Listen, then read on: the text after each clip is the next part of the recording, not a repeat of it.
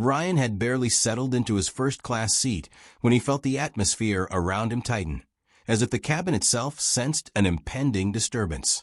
He had just slipped off his black leather coat and rested his head against the seat when a sharp, cutting voice sliced through the hum of passengers and overhead vents. "You. Stand up."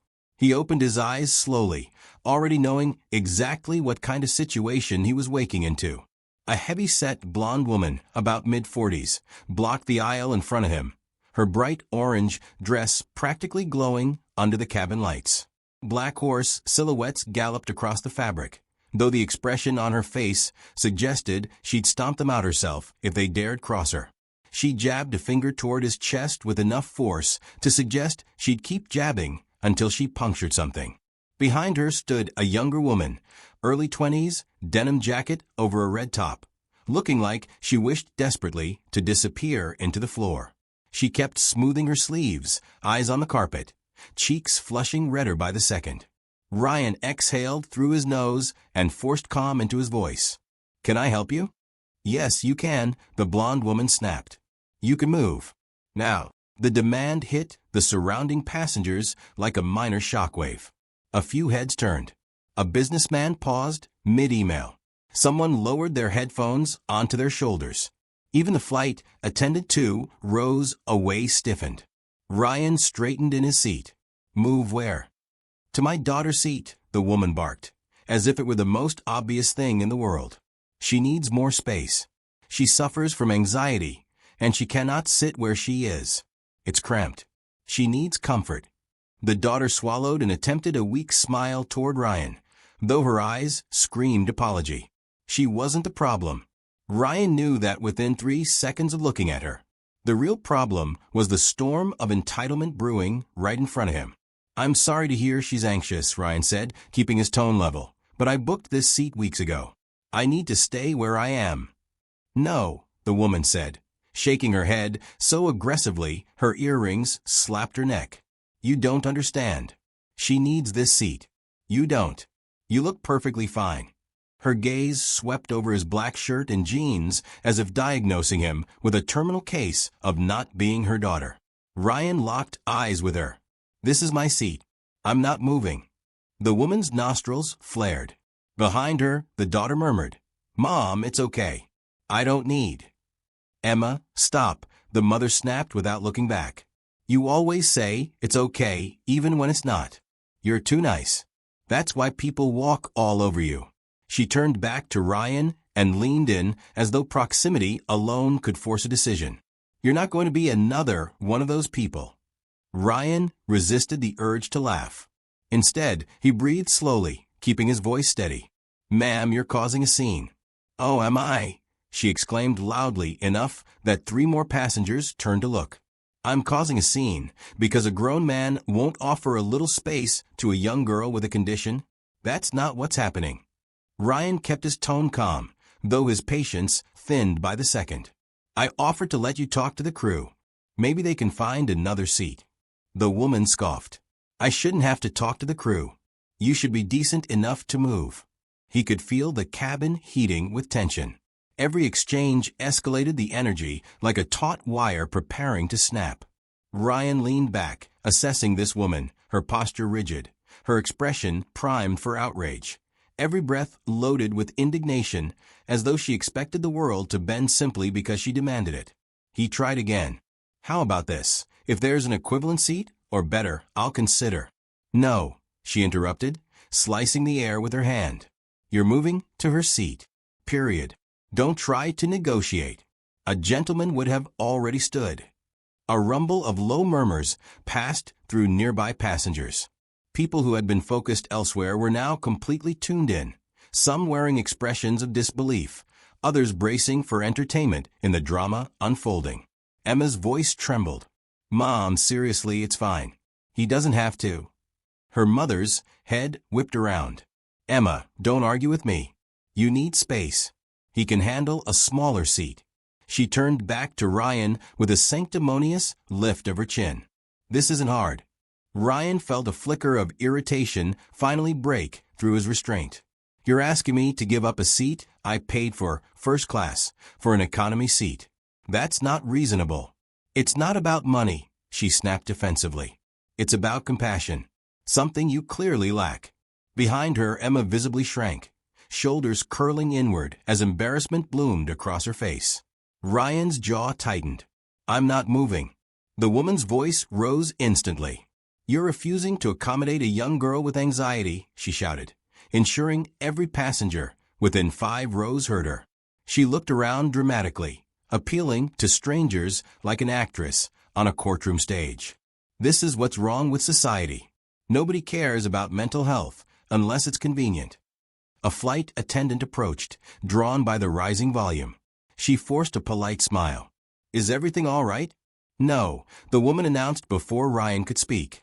This man is refusing to move to help my daughter, who has a serious condition. Ryan sat forward. I haven't refused to help.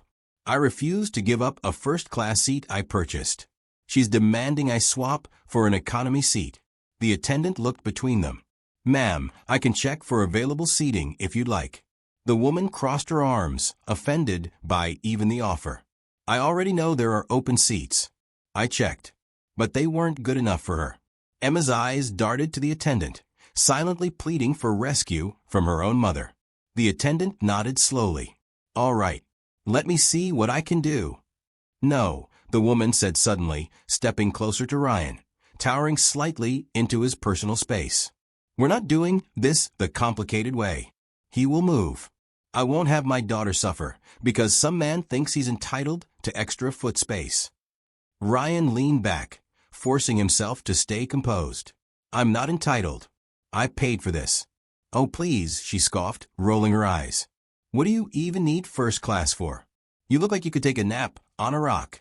A few passengers exchanged looks. One snorted quietly. The attendant raised a hand gently. Ma'am, let's lower our voices. I will not lower my voice, she said louder. I won't let my daughter be dismissed by some stranger who thinks he's too important to be considerate. Ryan's patience finally thinned to a dangerous edge. Ma'am. No. I'm done talking to you. She turned toward the front of the cabin, tossing her hair like a challenge to gravity. I'm getting a purser. You're getting thrown off this plane if it's the last thing I do. The words hung in the air like a live wire. Passengers murmured. Someone muttered, oh boy. Another whispered, this is going on TikTok. Ryan stared after her as she barged down the aisle, the orange dress flaring behind her like a warning flag. Emma lingered only long enough to whisper the softest, most mortified apology he'd ever heard. Then she hurried after her mother. Ryan exhaled, massaging the bridge of his nose. He wasn't angry, not yet. Mostly disappointed that his quiet flight had been hijacked by someone else's sense of self-importance. He glanced toward the front, watching Susan corner a uniformed attendant with theatrical desperation. He had a sinking feeling the storm was only beginning, and the purser making her way down the aisle would bring the next wave. The entire cabin held its breath as she approached, her expression unreadable. Ryan straightened in his seat, bracing for whatever came next. The real conflict was about to begin. The purser moved with a composed, almost regal stride, the kind that carried authority without a single wasted gesture. She stopped beside Ryan's seat, hands clasped in front of her, eyes steady and unreadable. The cabin shifted into a hush, as if every passenger expected the next words to ignite something volatile. I'm told there's a dispute, she said, her voice calm but edged with a kind of firmness that discouraged nonsense. I'd like to hear from both sides. Before Ryan could draw a breath, Susan barreled forward like a storm that had found its center. Yes, there's a dispute, she declared, voice rising, because this man refuses to help my daughter. She has anxiety, she needs a comfortable place to sit, and he's being selfish. Ryan turned slightly, forcing patience into his posture. I explained I'm not willing to give up a first-class seat that I paid for. I didn't refuse to help. I simply can't move to economy. Susan let out an exaggerated, theatrical gasp, the kind an actor might use to sell a tragic monologue. You see? He's twisting it. He's making himself the victim. He threatened me, told me I was making things up. Ryan blinked slowly.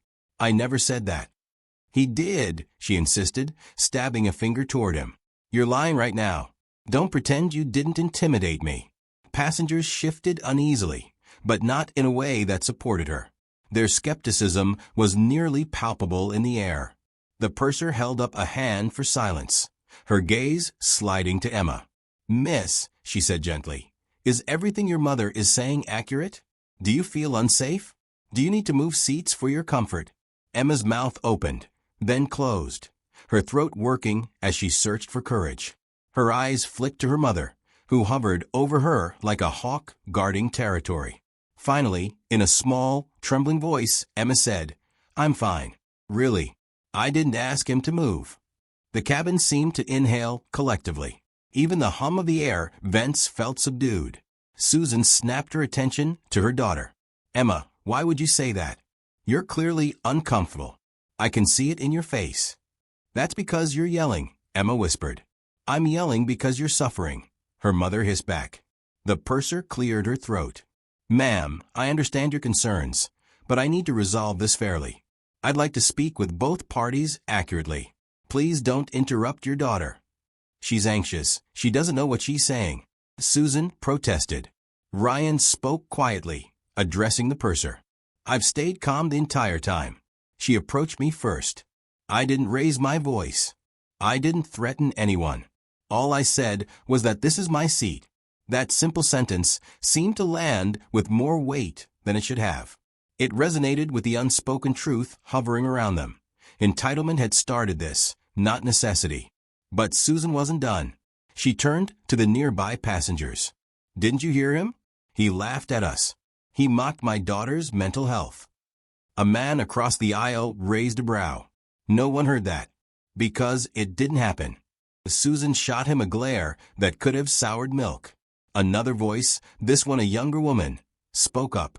I saw him the whole time. He didn't threaten you. He didn't even raise his voice. You walked up to him and started yelling. A third passenger chimed in. I've been recording, just in case. It's pretty clear what happened. The cabin froze. Ryan watched Susan's expression flicker, shock, panic, disbelief, all in rapid succession. She spun toward the passenger holding the phone, a middle-aged woman with steel-gray hair and the expression of someone who'd seen enough drama for 3 lifetimes. You recorded me? Susan shrieked. That's illegal. That's a violation of privacy. It's a public space, the woman replied calmly. And you were screaming. Loudly. The purser stepped closer, her tone turning unmistakably stern. May I see the footage? The passenger nodded and held out the phone. For a moment, the purser watched silently. No flinches, no interruptions, just a slow nod as she absorbed everything. When she handed the phone back, her demeanor changed, the shift almost visible. Her posture squared. Her voice cooled. Ma'am, she said to Susan, the recording shows that you initiated the confrontation, raised your voice repeatedly, and disrupted the boarding process. That video is fake. Susan slammed her palm into the nearest headrest. People manipulate videos all the time. It's not real. She's probably working with him. She jabbed her finger toward Ryan again. This is harassment. I know my rights. I will sue every single person here if I have to. Ryan kept still, watching her meltdown spiral with increasing detachment. Her desperation made her movements erratic, her voice pitched with frantic indignation. Emma looked like she wanted to melt into the aisle carpeting. The purser spoke carefully. Ma'am, we cannot allow disruptive behavior on board. I'm checking for available seats to accommodate your daughter's needs. Please remain calm while I do so. I'm already calm, Susan snapped, clearly not calm at all. The purser retreated momentarily, conversing quietly with another attendant. The cabin buzzed with whispers. Ryan caught fragments from behind him. Unbelievable. Worst passenger ever. I'd be mortified if that were my mom. When the purser returned, she addressed Susan directly.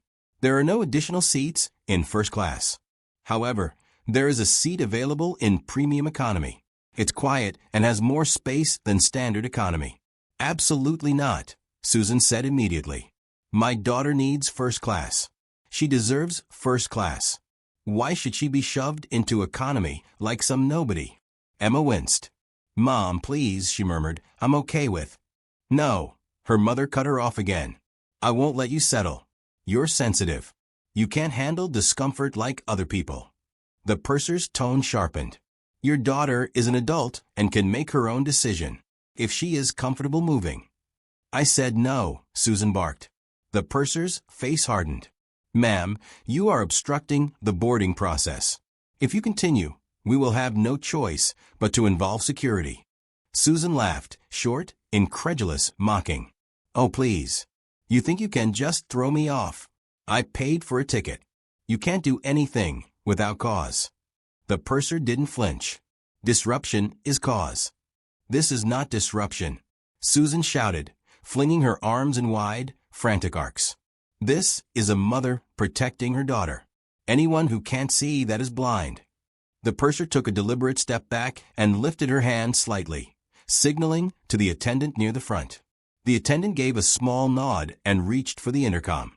Ryan felt the cabin shift again, tension bracing like a coiled spring. The energy thickened, heavy with anticipation. Even the air felt charged, brittle, as though waiting for someone to strike a match. Susan sensed the shift too. She froze, her mouth open mid-rant, her eyes darting between the purser and the front of the cabin. "What are you doing?" she demanded. The purser answered with a voice so calm it was chilling. "Calling the captain." Those 3 words fell through the cabin like stones sinking into deep water, creating ripples that touched every face. Ryan watched the color drain from Susan's cheeks as she realized, perhaps for the first time, that she was no longer in control. Passengers straightened, leaning in subtly. Emma's breath hitched, her expression caught between dread and relief. Ryan sat back, hands folded, steady gaze fixed ahead. He knew exactly what this meant. Things were about to escalate far beyond Susan's expectations. The situation had slipped out of her hands completely, and the arrival of the captain would change everything. The cabin held its breath as footsteps approached. The captain entered the cabin with a calm, deliberate presence, the kind that immediately shifted the mood from agitated tension to disciplined silence. His Navy uniform was crisp, his posture unwavering, and his expression carried the weight of someone who had handled far worse than a loud passenger, but wouldn't tolerate unnecessary chaos at 35,000 feet. He approached the purser, who leaned in and murmured a rapid, concise summary of the situation. Even without hearing the words, Ryan could sense the gravity in the air. Every passenger's gaze tracked the captain's movements. Emma's hands trembled at her sides. Susan stood rigid, chest heaving, defiance flickering in her eyes like a flame struggling to stay lit in a growing storm. The captain turned to face her. "Ma'am," he began, his voice low but resonant, "I've been informed of a significant disturbance. Before this flight proceeds, I need to understand your perspective. Please explain calmly what happened." Susan straightened, seemingly relieved to have an authority figure to plead her case to. "Thank you," she said, her tone suddenly syrupy. "Finally, someone reasonable. This man," she flung her arm toward Ryan, "refuses to move so my daughter can have space to manage her anxiety. She has a condition. She needs comfort, and he's being heartless." Her attempt at composure cracked almost instantly as she continued. "And these people, these strangers, they're recording us without permission, trying to make me look bad. It's harassment. They're all ganging up on me. I'm the victim here." The captain listened, expression unreadable, hands clasped behind his back.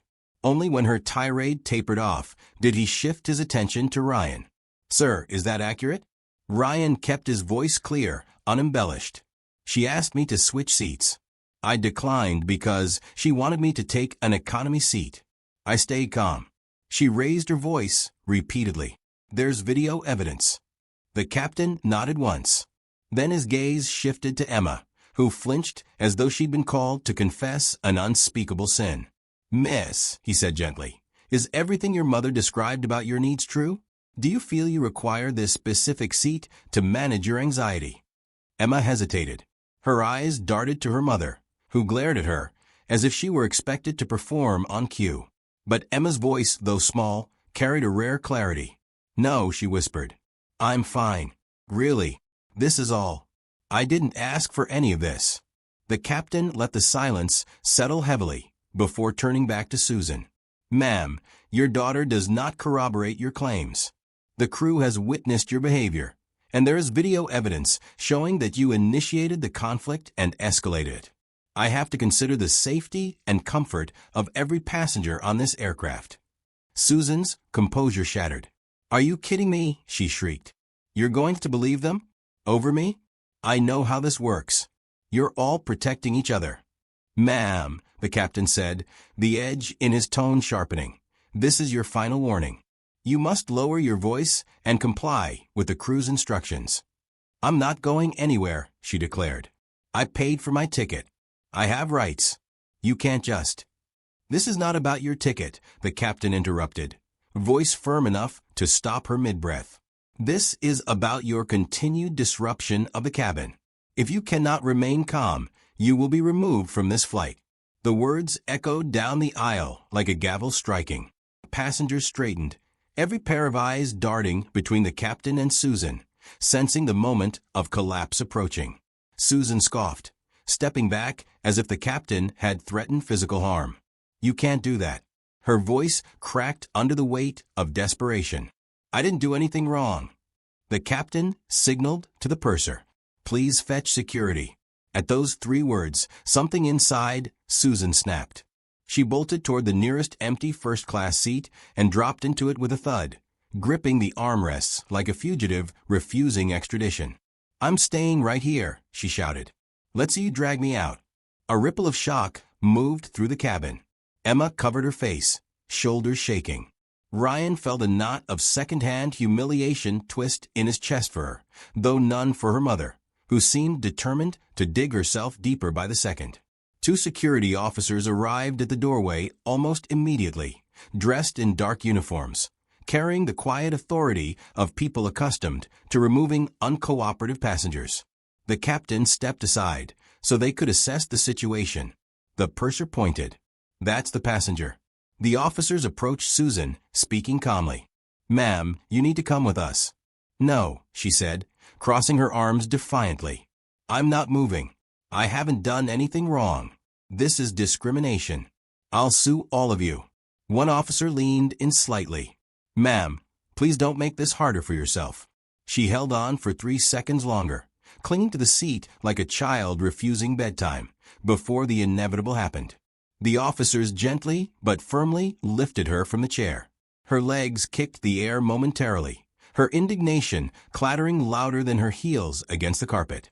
"You're making a huge mistake," she screamed as she was guided back down the aisle. "I'll have your jobs. All of you. Emma, come with me." Emma froze, eyes wide and hollow, torn between obligations she never chose and freedom she desperately wanted. The captain stepped in, voice softer now. "Miss, you have a choice. You may stay, or you may accompany your mother. It's entirely up to you." The cabin held its breath again as Emma searched for words that refused to come easily. Her hands clenched. Her throat tightened. Then, with a trembling exhale, she said, "I'll stay." Susan's face twisted into a look of pure betrayal. "Emma, how dare you?" Her voice was cut off as the officers guided her through the forward door. The moment it shut behind them, the cabin erupted, not in chaos, but in applause. It wasn't loud or mocking, it was cathartic. A release of collective tension. A victory for sanity. Even Ryan couldn't help a faint, satisfied smile as he leaned back into his seat. Emma stood frozen in the aisle, face flushed with embarrassment and relief. The purser approached her gently. "There's a premium economy seat waiting for you," she said. "It's quiet. You'll be comfortable." Emma nodded silently and followed her down the aisle, moving like someone finally unshackled. The purser returned to Ryan a minute later. "Sir, on behalf of the crew, we deeply apologize for the disruption. Complimentary meal upgrades, lounge access vouchers, and additional mileage credits will be added to your account." "Thank you," Ryan said, meaning it. "You handled that well." "The captain is finishing paperwork," she replied. "We'll be departing shortly." As she stepped away, Ryan caught fragments of conversations around him, passengers replaying the incident, joking about turbulence of a different kind, marveling at the sheer audacity they'd witnessed. For the first time since boarding, Ryan felt the knot in his shoulders loosen. He sank back into his seat, letting the quiet settle around him. The cabin lights dimmed slightly, creating a calmer glow. The intercom crackled. The captain's voice filled the space, confident and reassuring. "Ladies and gentlemen, thank you for your patience. We'll make up the lost time." The hum of the engines deepened as the plane prepared for pushback. Ryan exhaled slowly, closing his eyes briefly. The storm had passed, but the echo of it still vibrated faintly through the air, a reminder of how quickly peace could unravel when entitlement outweighed reason.